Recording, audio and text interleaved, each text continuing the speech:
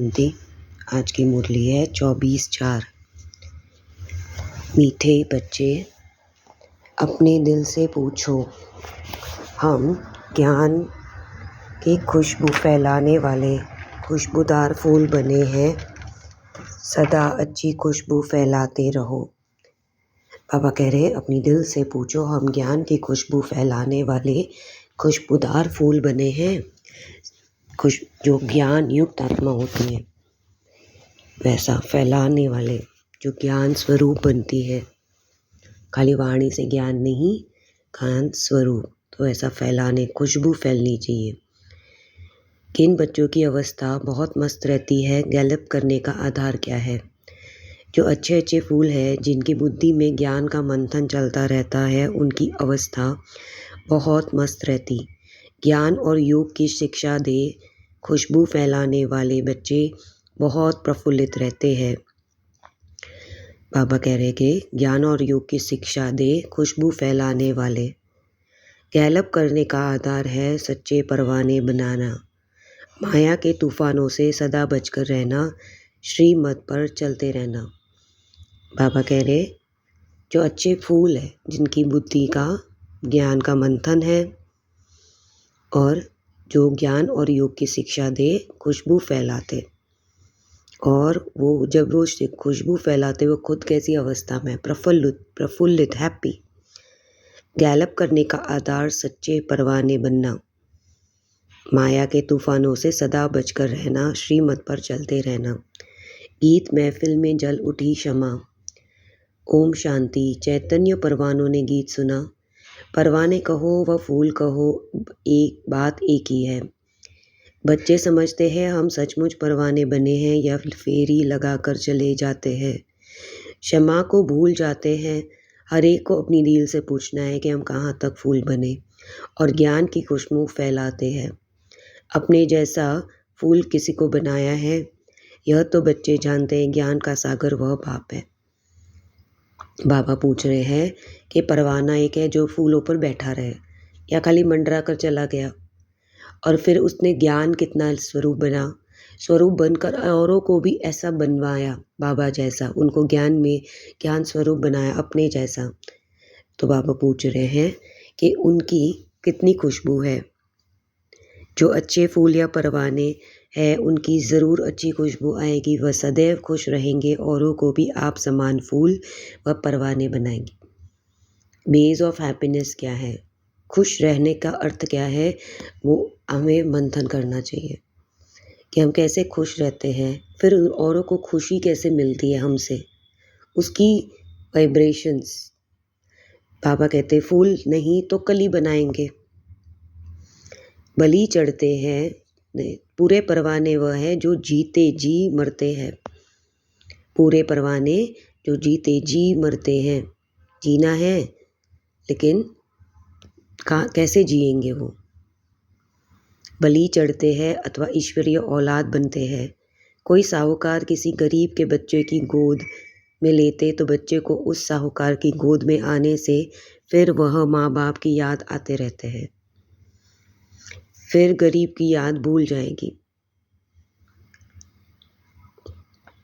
कह रहे कि कोई साहूकार अगर किसी गरीब के बच्चों को गोद लेते यानी अडॉप्ट करते हैं, तो साहूकार की गोद में आने से वह माँ बाप की याद आते हैं, लेकिन गरीब की याद भूल जाएगी। जानते हैं हमारे गरीब माँ बाप भी हैं, परंतु याद साहूकार माँ बाप को करेंगे जिससे धन मिलता।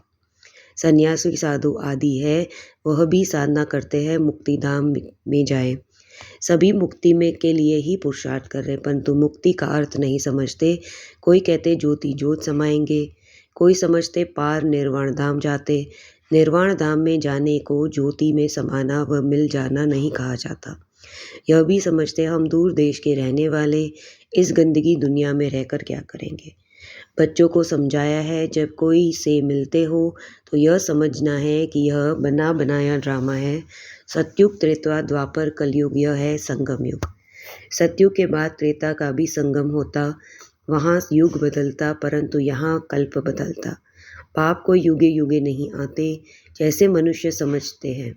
बाप कहते हैं जब तक सब समो प्रधान सब बन जाते, कलयुग का अंत होता, ऐसे कल्प के संगम पर मैं आता। युग पूरा होता है तो 2 कला कम हो जाती है, तो जब पूरा ग्रहण लग जाता तब मैं आता हूँ। मैं युगे युगे नहीं आता, यह बाप बैठ परवानों को समझाते।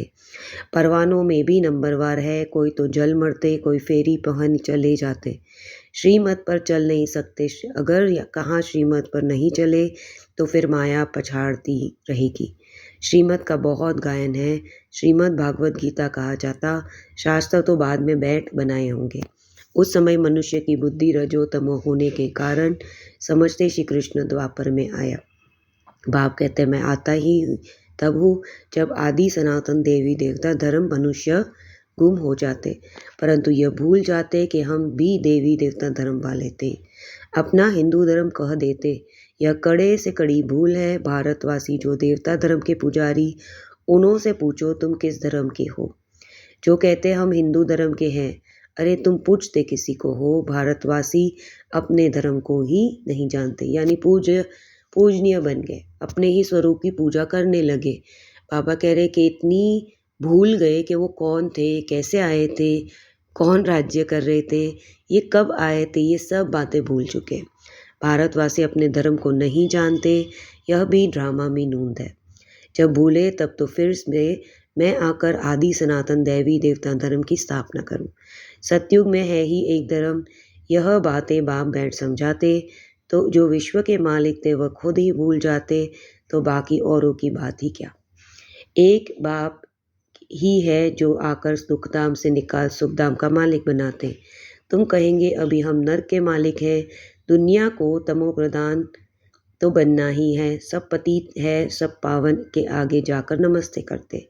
मनुष्य सन्यासी आदि को गुरु बनाते क्योंकि वह पावन है। समझते हैं गुरु द्वारा पावन नहीं बनेंगे तो सदगति कैसी होगी, परंतु फॉलो तो करते नहीं। गुरु लोग फिर उनको कहते कि नहीं तुम फॉलो कहाँ करते हो, पवित्र कहाँ बनते हो। यहाँ तो बाप कहते अगर तुम पवित्र निर्विकारी बनते तो मेरे फॉलोअर हो, नहीं बनते हो तो तुम फॉलोअर नहीं हो। ऊंच गति को पा नहीं सकते। सन्यासी नहीं कहेंगे कि फॉलो करो, नहीं तो सजा खानी पड़ेगी।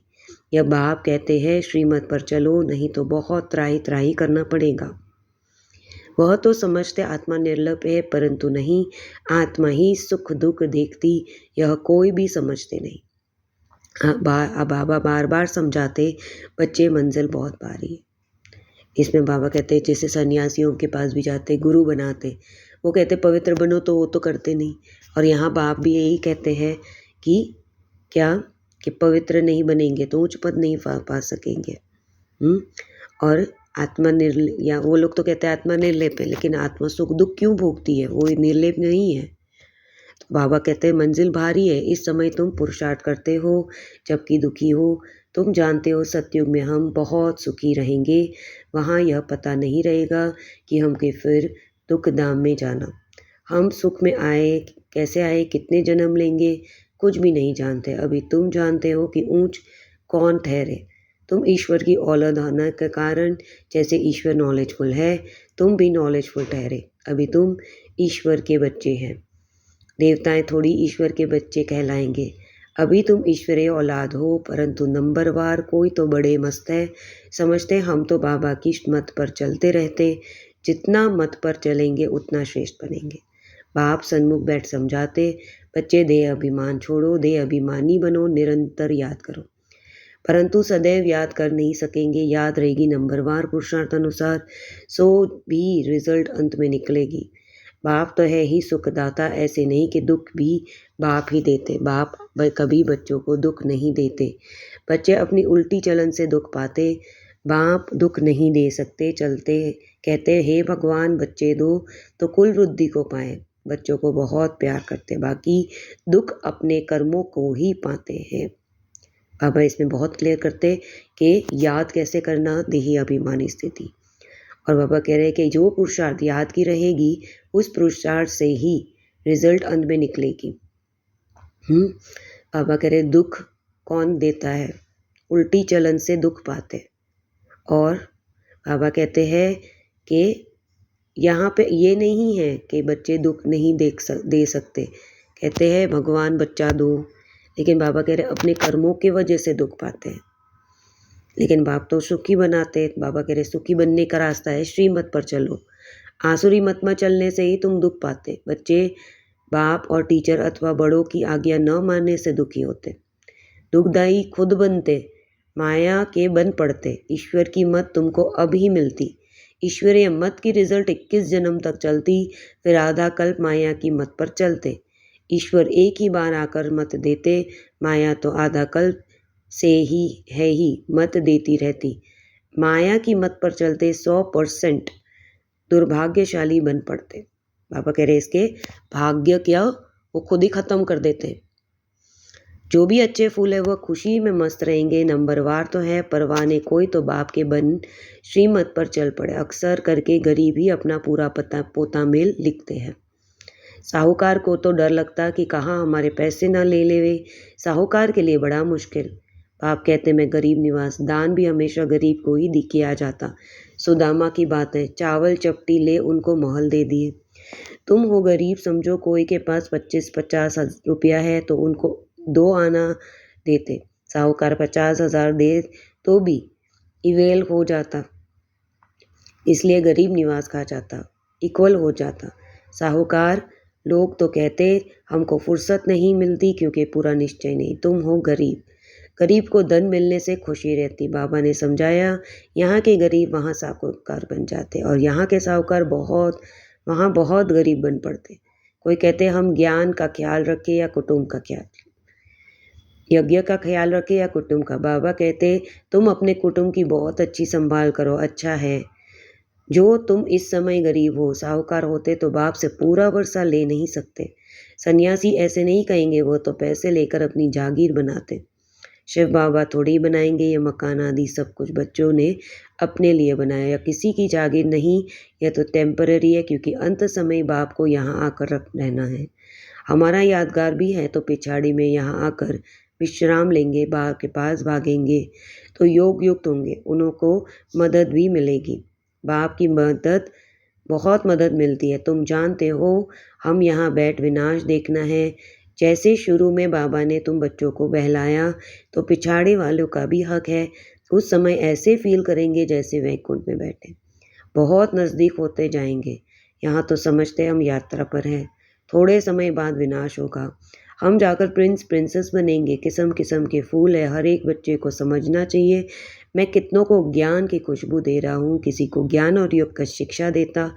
जो सर्विस करेंगे वो अंदर से प्रफुल्लित रहते। आप जानते हैं यह किस अवस्था में रहते। इनकी अवस्था कहाँ तक गैलप करेगी? गैलप उनकी अवस्था करेगी जो परवाना बन चुका है। बाप समझाते माया के तूफान तो आएंगे, उनसे अपने को बचाना। सन्यासी कभी नहीं कहेंगे कि स्त्री पुरुष गृहस्थ में रहते पवित्र हो दिखाओ, वह ऐसा सन्यास करा ना सके।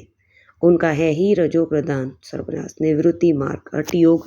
सन्यासी तो मनुष्य को सिखलाते। अभी यह राजयोग परम पिता परमात्मा आकर आत्माओं को सिखाते। आत्मा को ज्ञान है, मैं इस आत्मा भाई को समझाता हूँ। जैसे परमात्मा बाप हम आत्माओं को समझाते, हम भी आत्मा बाबा हमको सिखाते।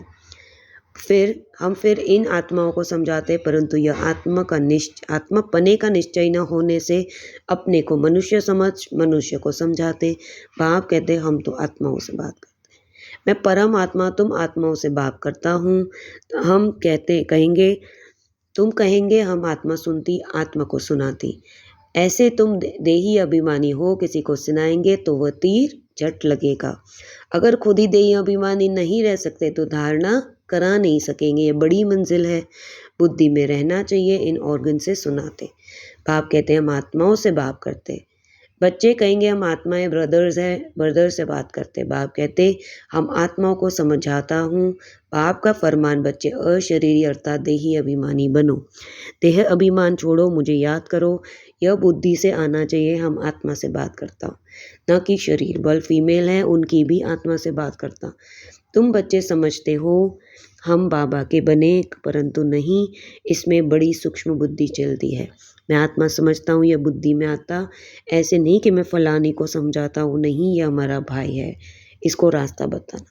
यह आत्मा समझ रही है ऐसे समझो, तब आत्मा को तीर लगे। देह को देखकर सुनाते तो आत्मा सुनती नहीं। पहले ही वार्निंग दो, मैं आत्मा से बहुत करता हूँ। आत्मा को तो न मेल कहेंगे न फीमेल, आत्मा तो न्यारी। मेल फीमेल शरीर पर नाम पड़ता हो, जैसे ब्रह्मा सरस्वती को मेल फीमेल कहेंगे, शंकर पार्वती को मेल फीमेल, शिव बाबा को न मेल न फीमेल। तो बाप आत्माओं को समझाते ये बड़ी मंजिल है। बाबा की आत्मा इनको समझाती, आत्मा का इंजेक्शन लगाना जब देह अभिमान टूटता, नहीं तो खुशबू नहीं निकलती, ताकत नहीं रहती। हम आत्मा से बात करती, आत्मा सुनती। बाप कहते तुमको वापस जाना है, इसलिए देही अभिमानी बनो, मन मना भव। फिर ऑटोमेटिकली मध्याजी भव आ जाता। मूल बात है मन मना भव। बाप को याद करो। बल कहते हैं सब है भगवान को याद, परंतु याद जानते नहीं। खास कहकर ईश्वर को याद करो, कृष्ण को, देवता को याद नहीं करना। अभी तुम बच्चों को बड़ी सूक्ष्म बुद्धि मिली। सवेरे उठ विचार सागर मंथन करना, दिन में सर्विस करनी, क्योंकि कर्मयोगी लिखा हुआ है नींद को जीतने वाले बनो, रात को जाग कमाई करो। दिन में माया का बड़ा बखेरा है। अमृत वेला वायुमंडल बहुत अच्छा रहता। बाबा को यह तो लिखते नहीं कि फलाने टाइम पर उठ विचार सागर मंथन करना, इसमें बड़ी मेहनत है। विश्व का मालिक बनते तो ज़रूर थोड़ी मेहनत तो करनी पड़ेगी। धारणा देही अभिमानी बनने की मेहनत करनी। हम आत्मा भाई से बात करता, आत्मा बोलती, आत्मा इन ऑर्गन से सुनती, यह अभ्यास करना। ऊंच गति के लिए पावन निर्विकारी बनना, जीते जी मरकर पूरा परवाना बनता। अच्छा मीठे मीठे सिकल दें बच्चों प्रति माता पिता बाप दादा का याद प्यार और गुड मॉर्निंग। रूहानी बाप की रूहानी बच्चों को नमस्ते। हम रूहानी बच्चों की रूहानी बाप को नमस्ते। वरदान, एक हिम्मत की विशेषता द्वारा सर्व को सहयोग प्राप्त कर आगे बढ़ने वाली विशेष आत्मा भव। जो बच्चे हिम्मत रखकर निर्भय होकर आगे बढ़ते, उन्हें बाप की मदद स्वतः मिलती। हिम्मत की विशेषता से सर्व का सहयोग मिल जाता। इसी एक विशेषता से अनेक विशेष आता है, स्वतः आ जाती। एक कदम आगे रखना और अनेक कदम सहयोग के अधिकारी बने।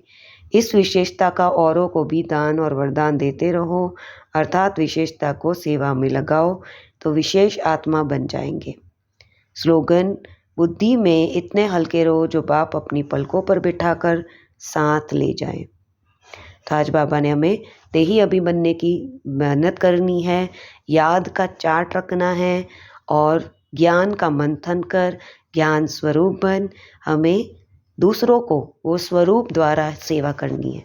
वही श्रेष्ठ श्रीमत आज बाबा ने हमें बताई है। और बाबा के साथ हम कितना समय बिताते, सिर्फ फेर के चले गए परवाने नहीं, वहाँ बैठे हैं।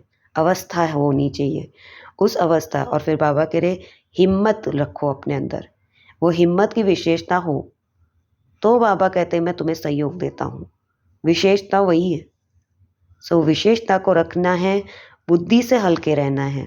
इवन पुरुषार्थ में बुद्धि का प्रेशर ना हो, प्रेशर नहीं होना चाहिए। तो बाप अपनी पलकों पर ले बिठाएंगे। कोई भी कर्म करने वक्त हल्के रहना।